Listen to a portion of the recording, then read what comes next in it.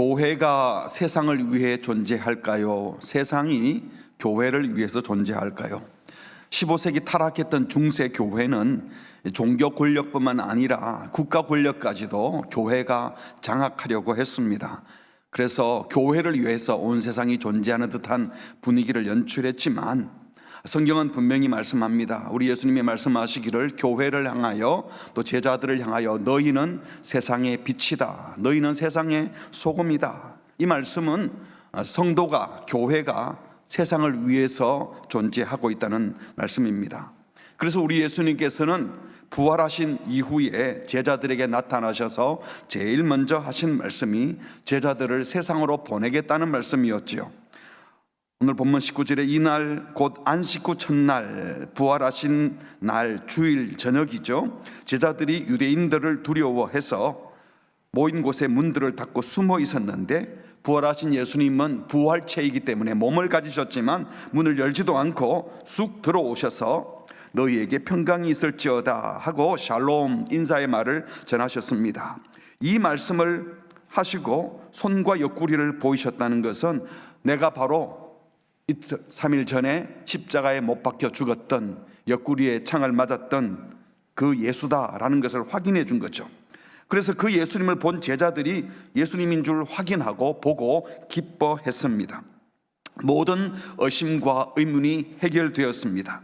이렇게 부활하신 예수님께서 제자들에게 하신 첫 번째 말씀이 무엇입니까? 21절 같이 읽습니다. 예수께서 또 이르시되 너희에게 평강이 있을지어다. 아버지께서 나를 보내신 것 같이 나도 너희를 보내노라. 앞에도 샬롬이라고 인사했지만 첫 번째 인사말은 그냥 늘 하는 인사말이었다면 이제 다시 확인을 하고 하시는 샬롬이란 말은 평안을 빌면서 너희가 참된 평화를 가지기를 바라고 이 평화를 가지고 세상으로 나갔으면 좋겠다는 것이죠.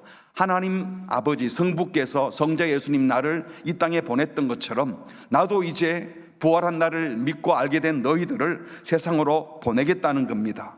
3년간 훈련시킨 제자들, 예수님의 부활을 목격한 제자들을 세상으로 보내겠다고 말씀하십니다. 그리고 이 말씀을 하시고, 이 말은 보내겠다는 말씀을 하신 직후에 그들을 향하여 숨을 내쉬며 하나님께서 흙으로 사람을 창조하실 때에 호흡을 불어넣으셔서 생명이 되게 하셨는데 하나님의 호흡을 불어넣은 거죠. 바로 성령입니다. 성령을 받으라. 누구에게 성령을 받으라고 하는 겁니까? 세상으로 보내려고 하는데 세상으로 가는 너희들 하나님의 호흡을 가지고 하나님의 영을 가지고 가라는 겁니다. 보냄받아 세상으로 나가려는 자들 성령 받고 가야 한다는 것이죠. 그래서 우리 예수님은 성천하시면서 말씀하실 때 오직 성령이 너희에게 임하면 권능 받아서 땅끝까지 이르러 내 정인 되어야 한다. 성령 받아 땅끝까지 가는 이유, 예수님을 증거하기 위해서 유대 사마리아 땅끝까지 가라. 이 말은 선민 이방인, 내국인 외국인 가릴 것 없이 혈통 피부색 문화와 상관없이 유대 사마리아 땅끝까지 모든 사람에게 가라는 것입니다. 그들 모두 하나님의 사랑을 받아야 할 소중한 하나님의 형상들이기 때문입니다. 그래서 그들이 하나님의 백성 되게 하라는 것이죠.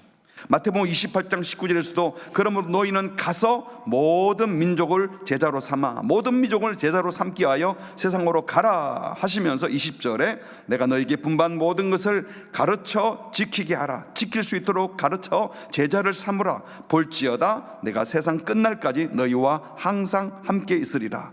주님이 누구와 항상 함께 하겠다고 약속한 겁니까? 모든 민족에게 가서, 세상으로 가서 복음 전하여 예수 제자 삼는 사역을 하는 자들과 함께 하겠다고 했습니다. 그러니까 교회는 기본적으로 세상으로 보냄받은 그리스도의 제자들입니다. 그리고 주님은 모든 민족에게 예수님을 증거하고 예수님의 복된 말씀을 지킬 수 있도록 가르쳐서 종교인을 만들라는 것이 아니라 예수님의 말씀대로 사는 것이 가장 복된 것이기 때문에 그들을 진정 복되게 하기 위하여 세상으로 나가라. 그들과 내가 함께 하겠다고 약속해 주신 것입니다. 그러니까 주님께서 제자들을 부르신 이유는 평생 끼고 살려고 부른 것이 아니에요. 우리가 자녀들을 양육하는 이유가 평생 끼고 살려고 양육하는 게 아니죠. 독립하여 책임 있는 인생이 되고 자기들도 복된 삶을 살도록 하려고 우리가 양육하는 것처럼 우리 주님께서 우리를 교회로 공동체로 부르신 이유는 우리끼리 평생 잘 먹고 잘 살고 그 안에 있으려고 하는 것이 아니라 예수를 증언하는 증인 공동체로, 선교 공동체로 만들어 세상에 보내려고, 세상을 복되게 하는 삶을 살게 하려고 우리를 부르셨다는 것입니다. 고린도전서 1장 2절에 보면 고린도에 있는 하나님의 교회, 하나님의 교회가 뭔가 하면 예수 안에서 거룩하여지고 성도라, 구별된 사람이라 부름받은 자들이 교회라고 했어요. 하나님의 부름받은 교회는 분명 그리스도 예수 안에서 구별되어 선택받은 거룩한 성도, 세상과 구별된 거룩한 구별된 공동체예요. 그 교회는 골로새서 1장 13절에 보니까 하나님이 우리를 흑암의 권세에서 건져내어 그의 사랑의 아들의 나라, 하나님의 사랑의 아들이 누구입니까? 예수님이 통치하는 나라로 옮겼다.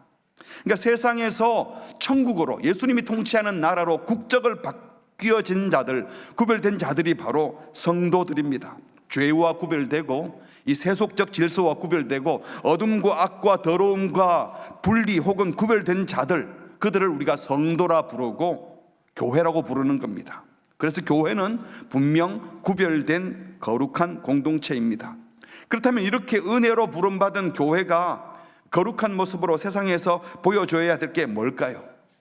우리가 부름받은 것이 무슨 특별한 자격이 있어서가 아니라 하나님이 거저 은혜로 불러주셨어요. 자격이 없는데 그냥 선물로 구원을 주신 겁니다. 이렇게 은혜 받은 신자는요, 나 같은 사람에게도 이런 은혜를 주시다니 하며 놀라워하고 황송해하고 감사하는 것이 기본이지, 나는 특별해, 나는 당신들과 달라 하면서 특권의식을 가질 수가 없습니다. 은혜로 선물 받은 사람이 뭘 자랑하겠어요? 선물 주신 분을 자랑하지 선물 받은 내가 특별해가 아니라는 겁니다. 그래서 겸손할 수밖에 없는 겁니다. 자격 없는데 우리를 성도라 불러주셨으니, 하나님의 자녀로 불러주셨으니 그 성도의 이름에 걸맞게 살고픈 거룩한 열망을 갖는 것이죠. 그래서 교회는 하나님 앞에서 늘 감사하고 거룩함과 성결함을 지켜낼 뿐만 아니라 세상에 나가서는 잘난 척하지 않습니다.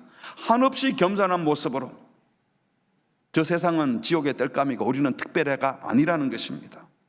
여기서 세상과 다른 성도의 거룩한 품격이 나오는 겁니다. 하나님의 과분한 은혜를 입은 신자만이 가질 수 있는 거룩한 품격, 그게 뭐겠습니까? 세상은 자기가 특별하다, 내가 열심히 노력해서 이만큼 되었다, 자기를 증명하려고 하지만 그리스도인들은 겸손합니다. 하지만 높은 자존감이 있습니다. 은혜 받은 자이니까 겸손하지만 하나님의 은혜가 있을 줄 믿기 때문에 용기 있고 확신에 차 있습니다. 조용하지만 강하고 자애롭고 사랑이 넘치지만 아무것도 두렵지 않으니까 정의로운 삶을 살 수 있습니다. 언제든지 가까이 가고 싶은 친근함을 보이지만 결코 함부로 할 수 없는 거룩한 위엄이 있는 자들, 이게 바로 은혜 받은 자의 거룩한 품격이라고 믿습니다. 우리에게 이런 품격이 있기를 바랍니다. 교회가 거룩하다라는 것은 세상과 담쌓고 우리끼리 잘났다 하는 게 거룩이 아니에요.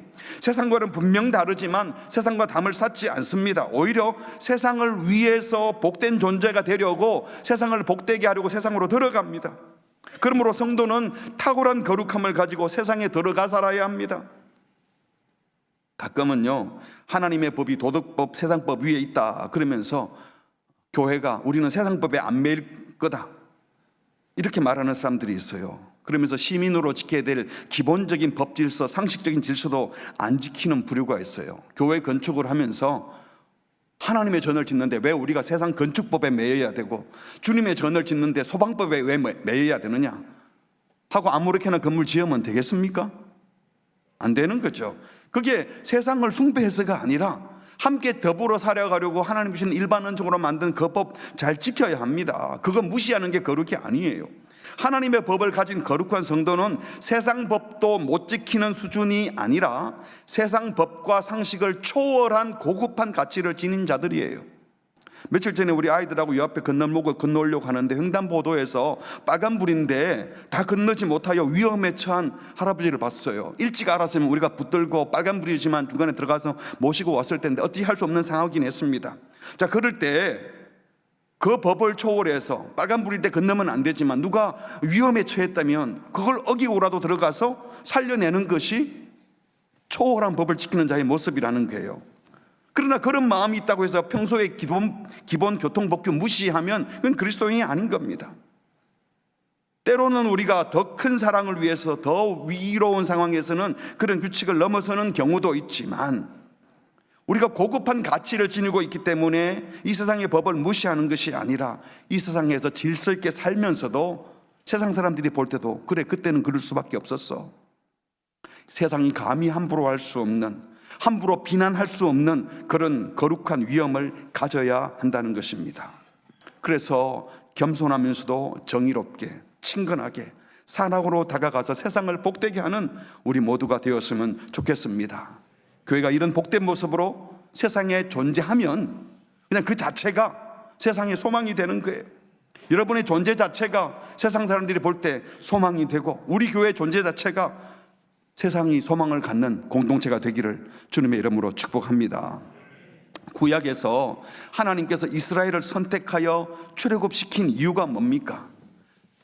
출애굽하고 홍해를 건너고 난 다음 시내산에 데리고 가서 출애굽기 19장 4절 이하에 가면 하나님께서 이스라엘을 제사장 나라로 불렀다라고 말씀했는데, 이 말씀을 사도 베드로가 그대로 인용해서 이제는 구약의 이스라엘이 아닌 예수 믿은 교회를 향하여, 새 이스라엘을 향하여 이렇게 말을 했어요.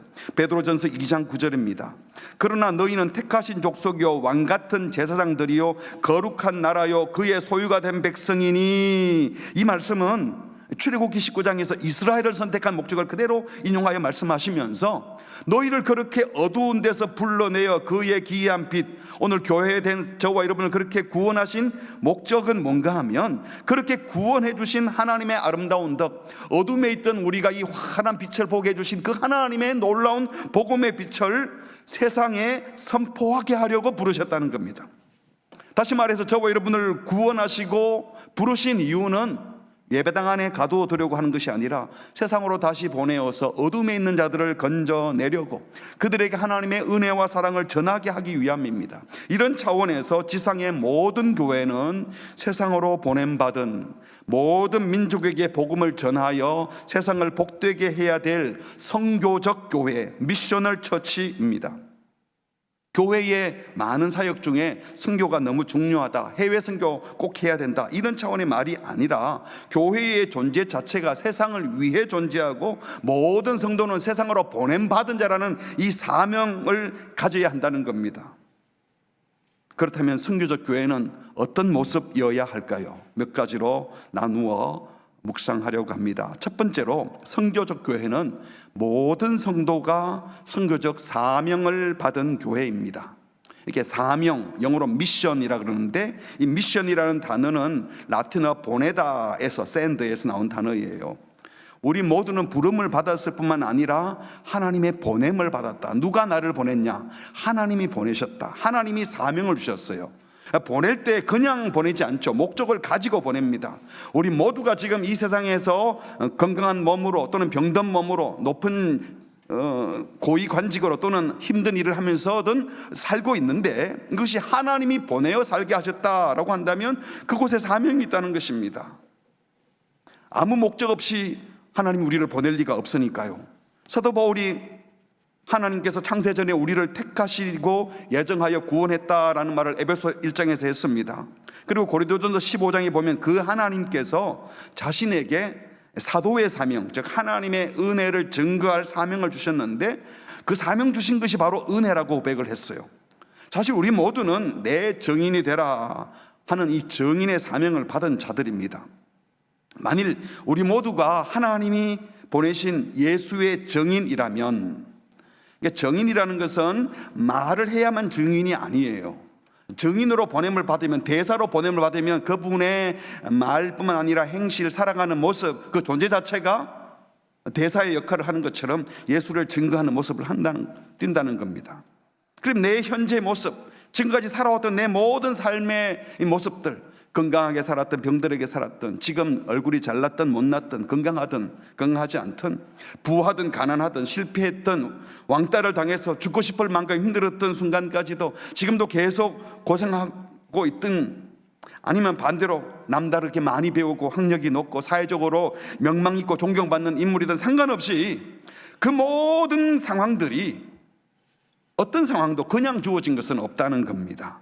우연이 아니에요. 그 모든 것이 예수님을 증거하는 데 필요한 소중한 것들입니다. 우리 생각에는 돈 잘 벌고 외모도 훤칠하고 사람들이 볼 때 부러워할 만한 삶을 살고 있어야 복음을 증거할 것 같죠. 예수님 전도하고 싶으니까 좀 돈 좀 벌게 해주세요. 안 믿는 저 동서보다는 우리가 잘 살아야 안 되겠습니까? 그래야 전도하죠. 이런 식의 생각을 하지 말라는 거예요. 다른 모습, 부족한 모습을 띈지라도 정말 우리 속에 예수님이 있으면 그 모습 가지고도 예수님을 증거할 수 있는 줄 믿습니다. 여러분, 주님이 나를 보내셨다는 확신이 있다면 지금까지 살아온 내 인생을 함부로 저평가하면 안 돼요. 지금 내 모습 쓸모없는 것이 아닙니다. 심지어 병석에 누워 있어도 하나님은 그 존재 방식으로도 우리가 주 예수 그리스도가 나의 구원자이며 내가 예배할 뿐임을 증거할 수 있어요. 아니, 병석에 누워 있는 이 사람이 멀쩡한 나보다도, 병문안 온 나보다도 더 마음이 평화롭고 몸은 힘들어 죽겠지만 그 속에 무슨 소망이 있어 보인다면 도전받지 않겠습니까? 여러분 자신을, 지금 모습을 소중히 여기시기를 바랍니다. 그리고 어디든지 그리스도를 증거하기 위해서 주님이 보내신다면 기꺼이 가셔야 합니다. 내가 가고 싶은 곳이 아니라 주님의 부름이 있는 곳, 증인의 사명을 감당하는 데 필요하다면 믿지 않는 자들이 있는 곳에는 다 가야 하는 겁니다. 지난번 인도네시아 선교사님이 오셔서 처음 말씀을 하면서 그러셨어요. 가는 선교사, 보내는 선교사 뭐 그런 말을 하는데 여러분이 보내는 선교사가 아니고 사실 우리 다 선교사입니다. 옆 사람과 인사합시다. 선교사님 안녕하세요 이러면서 다 선교사라고 서로 인사한 적이 있었어요. 해외로 나가는 선교사도 있고 낙지, 오지, 특수 지역에 가는 선교사도 있지만요, 우리가 예수를 보여주며 믿지 않는 자들 앞에서 사명자로 살아가고 있다면 우리 모두가 선교사라는 겁니다. 예배당 나가면 믿지 않는 분들 만나잖아요. 그러면 그곳이 선교 지역이고 선교사 신분으로 가고 있다, 이런 의식을 가지고 매일매일 살아가시기를 주의 이름으로 축복합니다. 옆 사람과 인사합시다. 선교사님 한 주간 수고 많으셨습니다. 해외 선교사 아니어도 여러분이 다 선교사인 줄 믿습니다. 이런 차원에서 우리가 선교사라면 선교사의 삶의 주무대는 예배당 안이 되면 안 되죠. 교회가 아니라 세상이 삶의 주 무대여야 합니다. 예배당에 많이 모이게 하려고 하나님 우리를 부르신 게 아니에요. 세상에서 제대로 살게 하려고 예배당에 부르는 거예요. 이 예배가 끝난 이후에 진짜 예배가 또 드려져야 하는 겁니다. 예수님께서 십자가 지시기 전 제자들을 위해서 기도하실 때 이렇게 기도하셨습니다. 내가 세상에 속하지 않았기 때문에 세상이 나에게 속한 내 제자들을 미워한다. 그래서 내가 간절히 기도한다 라고 하시면서 요한복음 17장 15절에 보니까 우리 예수님의 기도예요. 내가 비옵는 것은 그들을 이 세상이 너무 힘드니까 세상에서 데려가려 하기 위함이 아니야. 이 제자들이 이 세상에 계속 살 텐데 악에 빠지지 않도록 보존하기를 위함이다. 그래서 세상이 미워한다고 세상을 떠나라고 하지 않으시고 세상 속에 있지만 악에 빠지지 않도록 지켜 보호해달라고 기도하셨어요. 그리고 이어서 그들을 아버지의 말씀으로 요한복음 17장 17절에 진리로 거룩하게 달라고 기도하신 후에 11장 18절입니다. 같이 할까요? 시작. 아버지께서 나를 세상에 보내신 것 같이 나도 그들을 세상에 보내었다 라고 하셨어요. 교회가 거룩을 지킨다는 명분으로 세상과 담을 쌓고 세상을 떠나고 세상에 안 나가면 안 됩니다. 그럴 수도 없어요. 어차피 여러분 세상에서 살잖아요. 우리가 죄와 담을 쌓아야 되고 악한 권세와는 손잡지 말고 대항해야 되지만 세상 사람들을, 악한 사람들까지도 내몰라라 하고 내팽개칠 수 없습니다. 하나님께서 아들 예수님을 보내실 때 너는 거룩한 신의 아들 아니냐, 더러운 땅에 발 붙이지 말고 10m 이상 떠다니면서 사역하거라. 죄인들을 만나면 1m 이상 접근하지 말고 멀리서 말로만 그들을 치료해주고 도와주거라. 그리고 감히 너를 얕잡아 보지 못하도록 때때로 초월적 권능을 발휘해서 완전히 제압하여 너 앞에 무릎을 꿇게 하거라. 예수님을 이렇게 보내지 않으셨어요. 하늘에 속한 초월자께서 세상 속에 들어와서 더러운 인간들 직접 만나주시고 손잡아 주시고 나병 환자 만지며 고치시고 죽은 시체도 만지셨어요. 주변의 율법사들은 저거 더러운 시체를 만지다니 부정하게 라고 했지만 주님은 그들을 만지시면서 오히려 부정하게 한 것이 아니라 거룩하게 한 것입니다. 예수님이 우리에게 그렇게 말씀하는 겁니다. 성도는 예배당에도 와야 되지만 예배 마치고 집으로 가야 되고, 직장으로 가야 되고, 믿지 않는 친구를 만나야 되고, 학교로 가야 된다고, 그곳에서 빛을 발하고 그곳에서 소금을 맛을 내며 그곳에서 그리스도가 통치하는 나라가 되도록 하라고 말씀하십니다. 우리가 때로는 죄를 멀리하기 위해서 당분간 임시적으로 세상과 멀리해야 될 때도 있어요. 아침마다 조용히 주님과만 독대해야 될 조용한 콰이어 타임, 경건의 시간 가져야 되기도 하고, 어떨 때는 2박 3일 수련회에 가서 은혜 받는 데 집중해야 될 때도 있지만 계속 그렇게 하면 안 되는 겁니다. 맨날 성도들끼리 모여 히덕거리고 우리끼리 즐겁고 행복하다라고만 해서는 안 된다는 겁니다. 우리가 모이는 이유는 세상으로 들어가기 위함이어야 합니다. 성령의 권능을 받아야 될 이유는 이 안에서 찢고 보는 게 아니라 나가서 빛을 발휘하기 위함인 것입니다. 그래서 우리가 훈련을 하는 겁니다. 예배를 영광스럽게 드리는 이유도, 성도가 서로 말씀으로 교제하는 이유도 우리끼리 재밌어 우리끼리 붙들어주기 위함만이 아니라 세상에서 잘 살도록 돕기 위하여 그렇게 해야 하는 겁니다. 그래서 교회는 늘 세상을 의식해야 돼요. 예수 믿는 성도는 예수 믿지 않는 남편을 늘 의식해야 돼요. 눈치 보라는 게 아니라 그를 소중히 여기고 귀히 여기고, 어떻게 그분이 복음 안에 들어올 수 있을까? 그래서 그분 앞에 매력적인 사람이 되어야 됩니다. 뭔가 있어야 된다고요. 거룩해가지고 아유 싫다가 아니라 거룩한데 뭔가 있어. 그래야 그들에게 복음을 전할 수 있지 않겠습니까? 지금 우리 기독교의 모습이 세상에 매력적인가요? 천박해 보입니까? 그런 생각을 하면 우리가 어떤 식으로 세상을 대해야 될지 답이 나오는데, 선교적 마음이 없으니까 그냥 우리 것만 지키겠다는 거예요. 정말 우리 것을 제대로 지키면 그 모습이 매력적으로 보여야 돼요. 하나님께 거룩히 예배할 때 세상이 함부로 할 수 없는 그 위엄과 거룩함이 분명히 있어야 됩니다.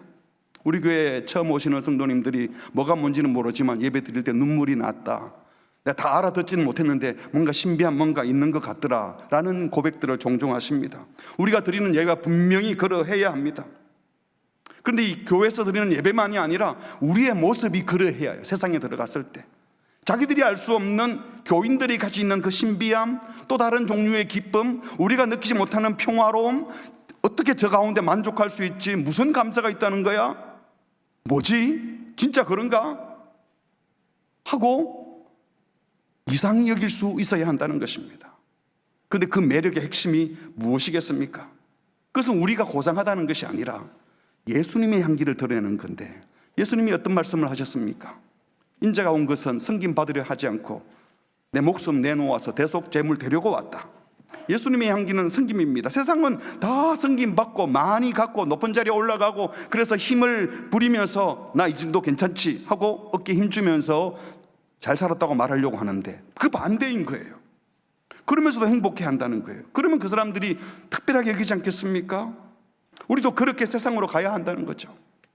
우리 예수님께서 나를 따라오려거든 자아를 실현하려고 하지 말고 자기를 부인해야 된다.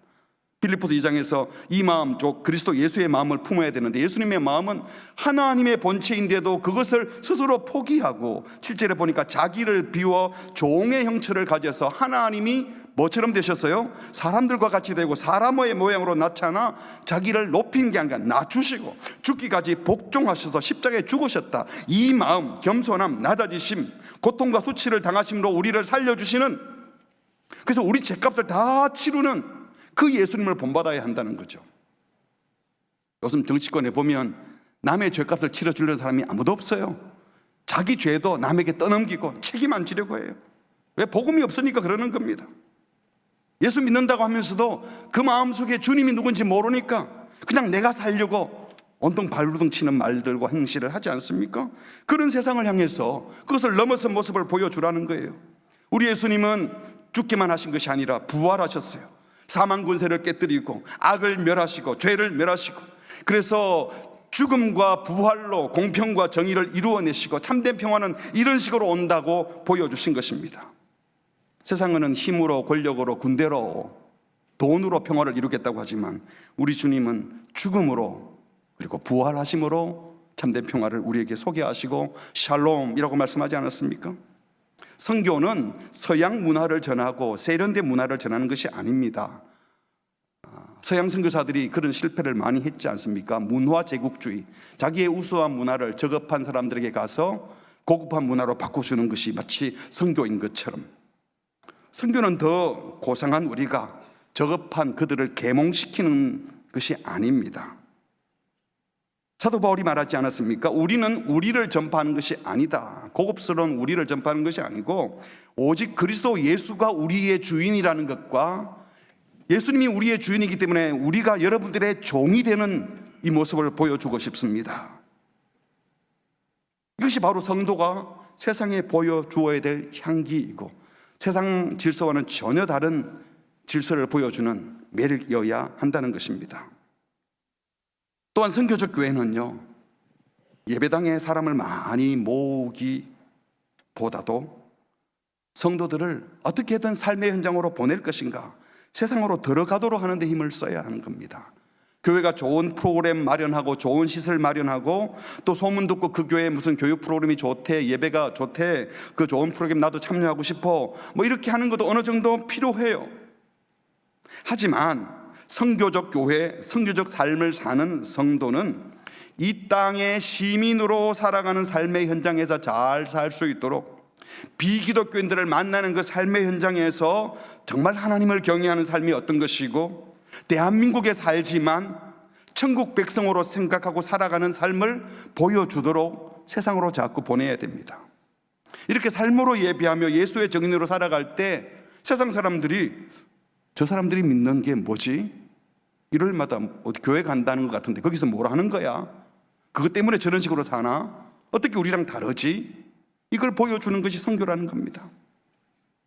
그래서 교회는 동원하는 선교가 아니라, 교회로 자꾸 동원하는 선교가 아니라 성도를 삶의 현장으로 내보내는 선교적 교회가 되어야 되는 줄 믿습니다. 세 번째로, 교회가 이렇게 세상을 섬기고 세상에 그리스도의 향기를 발하려면 세상이 마음껏 교회로 들어오게 해야 하고 또 교회가 세상과 소통하며 세상으로 직접 나아가야 합니다. 그래서 선교적 교회는 세상과 구별된 거룩한 공동체이지만 동시에 세상을 향하여 문을 활짝 열려 있는 공동체가 되어야 돼요. 이 거룩함과 세상의 문을 여는 것이 따로 가는 것이 아니라 같이 가야 돼요. 지금 예배당은 구약시대의 성전이 아닌 것 아시잖아요. 예수님이 십자가에 죽으시면서 성소 이장이 위에서부터 아래로 쫙 찢어졌어요. 그전에는 이방인의 뜰이 따로 있었고 유대인들만 들어갈 수 있는 곳이 있었고 제사장이 들어갈 수 있는 곳 따로 있었고 대제사장만 들어가는 곳 다 층층이 울타리가 쳐져 있었습니다. 그러나 이제는 그런 게 다 사라졌어요. 예수님의 십자가의 죽음과 부활로 성도 한 사람 한 사람이 다 성전이 되었어요. 성도인 저와 여러분이 바로 이제 교회입니다. 교회인 우리가 이제는 세상으로 들어가야 되고 거기서 사람들을 만나서 거기서 그리스도를 보여줘야 합니다. 그래서 교회인 우리는 세상을 그리스도께로 안내할 수 있는 우리의 존재 자체에 영권이 있어야 합니다. 함부로 할 수 없는 거룩한 위엄이 있어야 됩니다. 세상 사람들이 우리를 우습게 보지 못하도록 하는 거룩함이 있어야 돼요. 그러나 동시에 말씀드린 것처럼 그들이 그런 우리를 가까이 하고 싶은, 뭐지 궁금해하며 찾아오고 싶은 매력도 있어야 합니다. 죄와 타협하지 않는 순결함은 지키되 세상을 향하여 문을 여는 공동체, 그것이 바로 주님의 교회입니다. 그래서 우리 교회가 이 건물을 세상에 자꾸 개방하고 여는 이유도 그거예요. 여기서 예배도 드리지만 어제 여기서 무슨 조합원 총회도 했잖아요. 우리 카페 일인에 공간을 계속 개방하고 있어요. 도서관도 주차장도 이웃에게 리모컨 키를 주면서 마음껏 쓰라고 하는 이유도 그냥 편의시설 제공 정도가 아니라 이것을 통해서 우리 교회가 세상에 열려 있다, 우리 교회 공동체 사역 그렇게 할 거라는 겁니다. 예배도 드리는 곳이지만 세상을 섬기는 교회, 세상을 향하여 문을 여는 사역을 하면서 언젠가 그들이 우리의 식구가 될 후보들이거든요. 그것을 염두에 두고 우리의 생각도 늘 그렇게 생각해야 되는 거예요. 그래서 세상 돌아가는 이야기에 눈 감고 귀 막는 교회가 아니라 하나님의 말씀의 가치를 따라 분별하고 판단하고 결정하고 행동할 수 있어야 합니다. 세상에는 힘 있는 자, 자기에게 이득 될 것 같은 사람, 그 편에 서려고 눈치 보잖아요, 지금도. 그러나 우리는 그 누구의 눈치도 보지 않고 주님 편에 섭니다. 세상이 편 갈라둔 어느 한 정파, 어느 한 정치 지도자나 종교 지도자를 쫓는 교회가 아니라 하나님을 사랑하고 그 누구의 눈치도 보지 않고 세상에 하나님의 나라의 질서를 보여주려고 길을 제시하는 교회가 우리 교회가 되기를 바랍니다. 예수님이 그랬습니다. 그 어떤 종교 지도자도 어떤 정치 지도자도 우리 예수님께 함부로 할 수 없는 거룩한 위엄이 있었어요. 예수님의 말과 행동과 눈빛 앞에 그들은 함부로 할 수 없었습니다. 그러나 가난하고 병든 자, 여인과 심지어 어린 아이, 세리장이와 같이 현재 죄를 짓고 있는 사람들까지도 예수님께 가까이 할 수 있는, 누구도 가까이 할 수 있는 그런 분이셨습니다. 교회가 그러해야 합니다. 죄는 단호히 거절하지만 마음이 넉넉하고 다 품어주는 교회. 거짓, 불의, 불법, 폭력을 결코 용납하지 않지만 그 범죄를 저지르는 사람들 품어내면서 사랑으로 도와줄 수 있어야 합니다. 거룩함을 잃지 않지만 끝까지 사랑하고 구원하는 교회, 거룩하면서도 열린 교회, 아무도 함부로 할 수 없지만 누구도 가까이 할 수 있는 매력적인 성도, 호감이 가는 교회가 되기를 주님의 이름으로 축복합니다. 옆에 계신 분이 그런 분이기를 바라요. 함부로 할 수 없지만 친밀한 분. 네 번째로, 이 선교적 사명의 출발은 내 민족만 아니라 모든 민족을 차별 없이 사랑하는 것에서 시작됩니다. 그래서 선교적 교회는 모든 민족을 차별 없이 사랑하고 모든 민족에게 차별 없이 복음을 전해요. 자기 민족만 특별한 것처럼 생각하는 소위 배타적 선민의식, 이거 성경의 가르침 아니에요. 특별히 우리 한국 민족은 우리 민족의 우수성, 우리 대한민국의 우수함, 요즘 뭐 국뽕이라고 하죠. 국뽕 들어보셨어요? 그게 취하면 안 돼요. 그건 그리스도인들이 할 일이 아닙니다.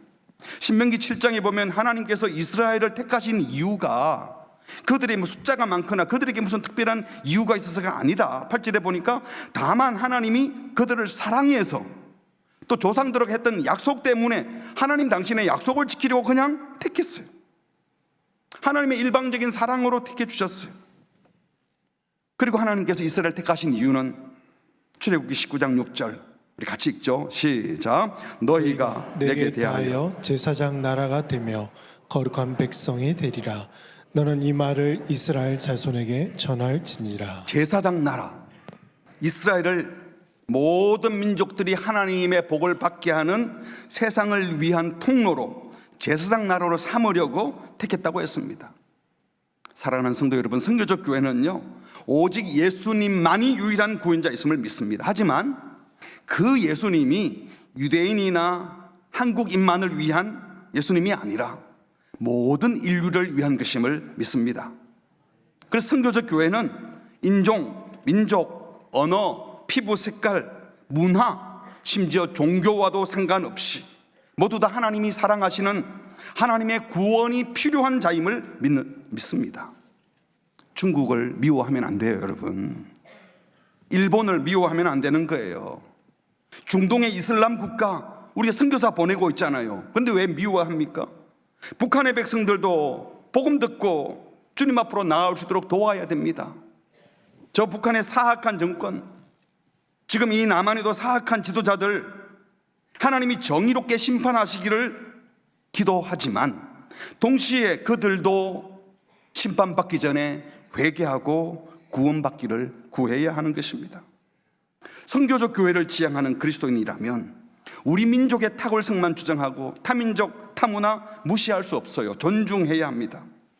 지금 우리가 복음을 듣고 하나님을 예배할 수 있게 된 것은요, 우리 민족을 무시하지 않고 그리스도의 사랑을 담아 저 먼 이국 땅에서 복음을 전해주었던 서양 선교사님들이 계셨기 때문입니다. 선교적 교회의 시작은 우리 외에 다른 사람들, 타인을, 다른 민족을 똑같이 소중히 여기고 사랑하는 일에서부터 시작됩니다. 우리 잘 되려고 선교하는 것이 아니라 하나님의 사랑의 마음을 품고 그들을 귀히 여기며 선교해야 되는 거예요. 복음서 특별히 마태복음을 읽어보면 유독 우리 예수님께서 이방인 로마 백부장의 믿음을 칭찬하면서 내가 진실로 너희에게 이르노니 이스라엘 중 아무에게서도 선민이라고 하는 사람들 중에서는 이만한 믿음이 없었고 이 로마 백부장에게 이런 믿음이 있구나.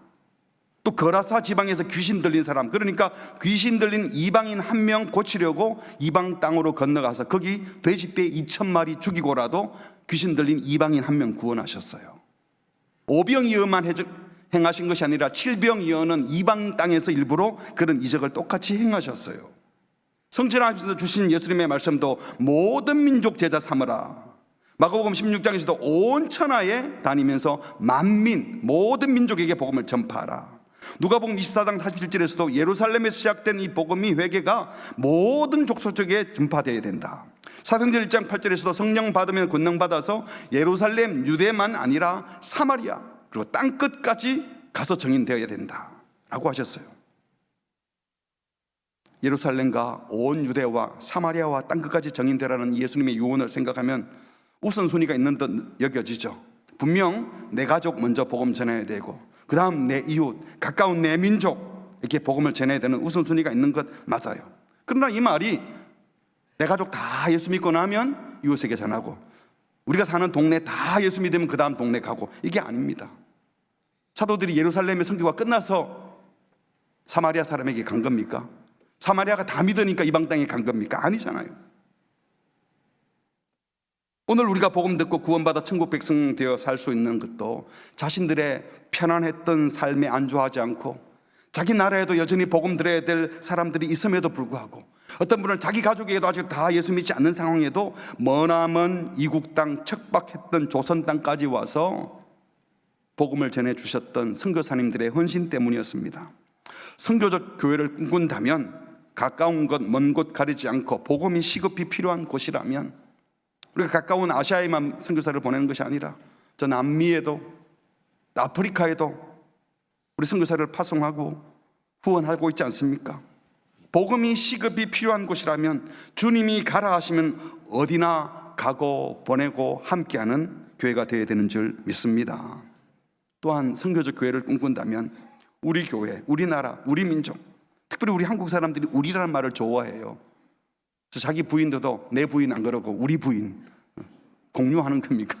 이 우리라는 말을 잘 쓰는 건 참 좋은 것 같아요. 이 공동체를 생각하고 함께. 근데 그 우리라는 말이 너무 좁은 의미에서 내 편만 생각하는 우리로 굳어져 버린 것 같아요. 열방과 모든 민족을 사랑하고 온 인류는 한 형제라고 하는 이 마음을 놓치지 말아야 합니다. 우리는 툭하면 오랑캐, 뗏놈, 양키 이러면서 우리 아닌 다른 사람들을 비하하고 무시하려는 마음들이 있는데 선교적 교회를 꿈꾸는 성도는 그런 단어도 쓰지 말아야 합니다. 사도 바울이 아테네에서 선교하면서 그 사람들이 종교심이 많은 그리스 사람들이었잖아요. 그래서 그들에게 말하기를 하나님이 온 우주와 그 가운데 있는 만물을 지으신 천지의 주제이다 라고 한 이후에 이렇게 말했습니다. 인류의 모든 족속을 한 혈통으로 만드셨다. 그러니 나는 유대인이고 로마 시민권 가진 유대인이지만 당신들과 우리가 남남이 아니고 한 혈통으로 아담과 하와의 한 자손이다. 이런 말을 한 거죠. 성경은 처음부터 선민 이방인 가릴 것 없이 모든 인류는 하나님의 형상으로 지음받은 소중한 존재들이기 때문에 유대인들에게도 객과 고아와 가부 그리고 이방 나그네를 무시하지 말고 귀히 여기라는 말을 수도 없이 하셨습니다. 왜? 다 한 인류이기 때문입니다. 여러분 구별 없이 차별 없이 대할 준비가 되셨습니까? 지금 우리나라에도 이 부산 땅에도 피부색이 다르고 눈빛이 다른 문화가 다른 이주민들이 많이 들어와 있는데 그들을 편안히 대하고 계신가요? 우리가 여름마다 아가페 이주민 선교회에 가서 이주민들을 섬기는 이유도 우리는 선교적 마음을 놓치지 않으려는 그런 마음으로 하는 것이죠. 우리가 물 건너 다른 나라 가는 것도 중요하지만 지금 내 주변에 와 있는 나와 다른 민족들, 다른 사람들을 편안히 대하고 사랑하는 마음을 가져야 할 것입니다. 그들을 먼저 사랑하는 것이 선교의 출발이기 때문입니다. 그런데 여러분, 이방인도 형제로 받아들여야 하는 교회가 지금 같은 민족끼리 지역색을 드러내고 학력과 경제 수준으로 사람을 차별하고 정치적인 이념으로 서로 원수처럼 어른거리고 내 마음에 안 드는 부류라고 따뜻한 눈빛으로 대하지 못한다면 선교적 교회라고 할 수 없는 것입니다. 바라기는 타 민족, 타 문화권의 사람들 뿐만 아니라 나와 다른 사람들을 아무도 차별하지 않고 하나님의 동일한 형상을 지닌 하나님의 사랑의 대상으로 보고 사랑하고 받아들이는 주의 백성들 되시기를 주의 이름으로 축복합니다. 다섯 번째로 선교적 교회는 마지막입니다. 단순한 나그네의 삶을 살아갑니다. 믿음의 조상 아브라함 첫 명령이 고향 친척 아비 집을 떠나라 해서 미지의 세계로 믿음으로 나아갔습니다. 이스라엘 민족의 출발이 출애굽에서 40년 광야 생활, 이주하고 이동하는 것이 그들의 첫 민족의 태동기였어요. 그 이후에도 바벨론어 포로 생활을 했고요. 궁극적으로 우리 인생이 다 나그네 인생입니다. 안개처럼 잠시 있다가 사라질 인생이라고 야고보 사도가 말을 하죠. 내일 일을 너희가 알지 못하는도다. 같이 할까요? 너희 생명이 무엇이냐? 너희는 잠깐 보이다가 없어지는 안개니라. 덧없다고 금방 사라진다고. 잠시 있다가, 그러나 영원한 세상이 있다는 것이죠. 베드로전서 2장 11절에는 이렇게 말하죠. 같이 합니다. 시작. 사랑하는 자들아, 거류민과 나그네 같은 너희를 권하노니 영혼을 거슬러 싸우는 육체의 정욕을 제어하라. 여기 사랑하는 자들은 그리스도인들을 향해서 우리 모두가 거류민, 나그네 같은 삶을 살고 있다고 말을 했어요. 그래서 선교적 교회는 나그네, 언제든지 여기 잠시 머물다가 떠날 준비를 하고 사는 자들입니다.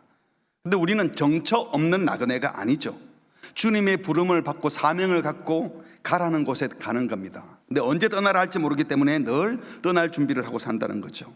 땅끝까지 선교하면 땅끝까지 가야 되고, 모든 민족에게 복음을 전하려면 모든 민족에게 가야 합니다. 이 땅에 정착하여 안주하는 것이 삶의 목표가 되면 안 된다는 거죠. 제가 우리 교회 20년 넘게 목회했지만 지금도 주님이 떠나라 하시면 떠나야 되고요. 우리 교회가 너무 좋아도 하나님께서 더 필요한 곳에 있어서 그곳으로 가라면 우리 모두 언젠가는 떠나야 되는 겁니다. 천년만년 지금 살던 곳에 사는 것이 아니에요. 늘 떠날 수 있다는 마음으로. 여러분, 사랑하는 가족도 주님이 부르면 갑니다. 나이 순서대로 가는 것도 아니잖아요. 늘 떠나보낼 준비를 하면서, 그렇다면 지금 해야 될 것이 무엇인가 생각하고 살아야 한다는 겁니다. 이런 마음을 가졌다면요, 뭘 많이 소유하는 것에 집착하면 안 돼요. 떠나는 사람들이 물론 취미생활로 뭘 수집하기도 하고 고가품을 장만할 수도 있지만, 그래도 그리스도인들은 너무 과하면 안 됩니다. 방탕이 되는 거예요. 정말 써야 할 곳에 돈을 쓰고, 정말 써야 할 곳에 시간을 쓰고, 정말 선교적인 마음으로 삶을 살아내야 하는 겁니다. 언제든지 떠날 준비를 하는 사람이 뭘 자꾸 덩치 있는 것을 사다 두고 불편하고 거추장스러운 것 모으는데 인생을 낭비할 수가 없잖아요. 여러분, 최고의 영광은 하늘나라 가서 다 누리게 될 줄 믿습니다. 여기서는 단순하고 소박한 삶을 삽시다. 정착하여 안주하려고 하지 않으면 다 해결됩니다. 이 땅에 썩어 없어질 것들, 괜찮아 보이지만 시간이 지나면 다 퇴물될 것들, 그런 것에 마음 빼앗기지 마십시오. 우리 찬송 가운데 나 어느 곳에 있든지 늘 마음이 편하다. 어느 곳에 있든지 마음이 편한 이유가 뭐겠습니까? 그곳이 살기 편한 것들이 다 준비되어 있기 때문이 아니라 주님이 그곳에 함께 하시기 때문에 내 영혼이 은총 입어 중한 재짐 벗고 보니 할렐루야 찬양하세요. 주님과 함께하는 그곳이 천국이라고 우리가 노래하지 않습니까? 그래서 선교적 교회는 이 땅에 영원히 살 것처럼 웅장한 건물, 남들이 보란 듯이 큰 건물, 대단한 건물, 화려한 장식품 만들어 놓고 살지 않습니다. 필요에 의해서, 실용적인 의미에서 필요한 고가품도 구입해야 될 수도 있을지 모르지만, 보여주기 위해서 무슨 외적인 모습으로 그런 것을 장만하고 보여주고 그러지 않는다는 거예요. 심플한 삶, 단순한 삶이 우리 삶이 되기를 바랍니다. 어디에 마음 주겠습니까? 어디다 돈을 쓸 겁니까? 썩어 없어질 것이라고 생각되는 것에 너무 마음 주지 마시고, 언제든지 떠날 것 같은 마음의 자세로 나그네의 삶, 단순한 삶, 소박한 삶을 사시기를 주의 이름으로 축복합니다. 말씀을 맺겠습니다. 모든 성도는 주님의 보냄을 받은 선교사입니다. 그렇다면 누굴 만나더라도 선교사라는 정체성을 가지고 만납시다. 길거리 나가서 운전할 때도, 사람들을 만날 때도 내가 선교사라 그러면 어떻게 할 것 같습니까? 선교사라면 여러분, 예배당에 오셔야 돼요. 훈련도 받아야 돼요. 그러나 이게 전부가 되면 안 됩니다. 우리의 주모대가 예배당이 아니라 세상이기 때문입니다. 그곳에서 어떻게 빛을 발하고 어떻게 향기를 낼까? 그래서 늘 세상을 의식하십시오. 이를 위해서는 마음의 문을 기본적으로 열어야 됩니다. 아무도 함부로 할 수 없는 거룩한 위험이 있지만 누구나 다가올 수 있는 교회가 되도록 소통하려고 애를 써야 합니다. 이 선교적 교회의 출발은, 선교적 성도의 출발은 아무도 차별하지 않고 사랑하는 데서 시작됩니다. 혹시 내 마음에 어떤 마음의 장벽이 있거나 늙었다고, 어리다고, 젊다고, 이념이 다르다고, 혈통, 인종, 문화 이런 것 가지고 선거하면 안 됩니다. 아무도 차별하지 않고 누구에게나 마음을 열고 귀히 여기며 다가갈 수 있기를 바랍니다. 우리가 그렇게 하는 정말 이유는 여기가 우리의 목적지가 아니고 영원한 천국 하늘나라 있음을 믿기 때문입니다. 그래서 이 땅에서는 나그네의 소박한 삶을 살면서 세상 사람들에게 우리가 진짜 가야 될 본향이 있음을 그들이 알 수 있도록, 느낄 수 있도록 보여주는 선교사들이 되시기를 주님의 이름으로 축복합니다. 우리 같이 찬양하겠습니다. 지금 서 있는 곳, 그것이 가정일 수도 있고 여러분 직장일 수도 있고 학교일 수도 있습니다. 내 삶의 현장이 하나님을 예배하는 현장이 되게 해주셔서 나를 보고 감히 함부로 할 수 없지만 참 매력적이다라고 할 수 있도록 예배자의 삶, 선교자의 삶을 사겠습니다. 이런 마음을 담아서 함께 고백하겠습니다. 지금 서 있는 이곳에서 높임을 받으소서. 내가 밟는 땅 주님의 땅이니 하늘이 주의 이름 높이 올리며 넓은 바다가 주를 노래해. 모든 만물 주를 경배해. 모든 입술 주를 찬양해. 천지를 만드신 만물의 통치자 높임을 받으소서. 내 평생에 주의 이름 높이며 어느 곳에서든지 주님을 예배하리라. 내가 밟는 모든 땅 아버지의 영광이 선포되야 하리. 찬양하며 주님을 예배할 때 하늘 가득한 주의 영광 보리라. 나를 통하여 나의 입술 인하여 주의 이름을 힘을 받으소서. 내 평생에 주의 이름 높이며 어느 곳에서든지 주님을 예배하리라. 내가 밟는 모든 땅 아버지의 영광이 선포되야 하리. 찬양하며 주님을 예배할 때 하늘 가득한 주의 영광 보리라. 나를 통하여 나의 입술 인하여 주의 이름 높임을 받으소서. 나를 통하여 나의 입술 인하여 주의 이름을 힘을 받으소서.